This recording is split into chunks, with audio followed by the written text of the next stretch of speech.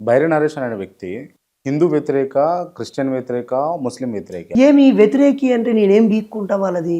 హ్మ్. ఈ దేశంలో మెజారిటీ ప్రజలు హిందువులు ఉన్నారు. ఆ తర్వాత క్రైస్తవులు అంటే ఉన్నారు. మెజారిటీ ఎవరుంటే వాళ్ళకి అగనెస్ట్‌గా ఉంటారా ఆ మీరు? తర్వాత క్రైస్తవులు ఉన్నారు. ఆ తర్వాత ఇస్లాం నమ్మేవారు ఉన్నారు.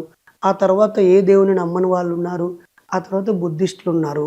కమ్యూనిస్టులు ఉన్నారు. అంబేద్కరిస్టులు ఉన్నారు. ఒకరికి వ్యతిరేకంగా ఉండాల్సిన అవసరం బైరి నరేష్‌కి ఏముంటది? బైరి నరేష్ అజ్ఞానానికి వ్యతిరేకం, మూఢనమ్మకాలకు వ్యతిరేకం. నేను బై బర్త్ పుట్టడం ఒక పద్మశాలి కులంలో ఇప్పుడు ఆ!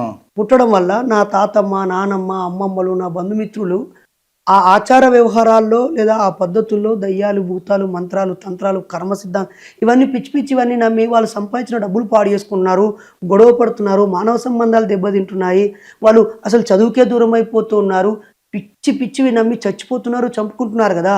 వీటిని నమ్మొద్దు అని చెబితే వ్యతిరేకా?